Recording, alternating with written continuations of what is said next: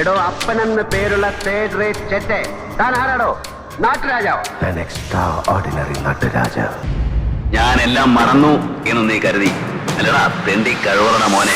ഗ്രഹണം ബാധിച്ചാലും അതിനൊരു സമയമാണ്.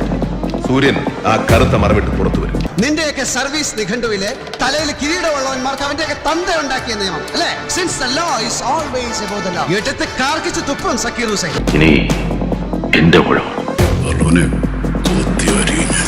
ഇനി അവന്റെ കളിയാണ് സംഹാരത്താണ്ഡവം. അധികാരകാല പരിധി തീരും വരെ അവൻ ഭരിക്കുകയും അനുഭവിക്കുകയും ചെയ്യും. മാറാഞ്ചേരി കരുണാകര മേനോന്റെ മാനത്തിന് വില പറയാമെന്ന പട്ടി ചവിട്ടി നെഞ്ചുകൂടി ഞാൻ പിടിക്കും ഇവിടെ കളിയിറക്കാൻ. വണങ്കാമുടി എന്ന പേരിന് തല താഴ്ത്താത്തവൻ എന്നാണ് അർത്ഥം.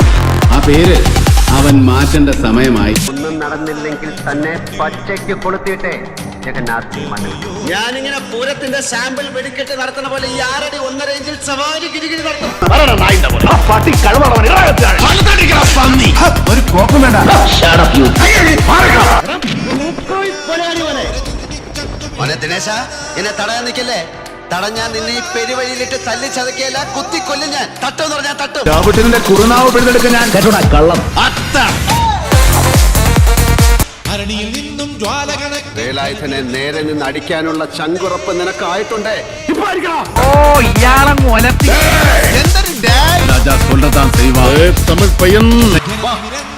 ഒറ്റ തന്തയ്ക്കുണ്ടായതാണ്. എന്തോ എന്നെ ഇഷ്ടമാണ് ആളുകൾക്ക്. ഞാനൊന്ന് വിരൽ ഞൊടിച്ചാൽ മതി, നിന്റെ ഏരിയസിന്റെ എക്സ്പോർട്ടും കാണില്ല, ഇമ്പോർട്ടും കാണില്ല. ഈ ബിൽഡിങ്ങിന്റെ ഒരു ഇഷ്ടിക പോലും ബാക്കി കാണില്ല.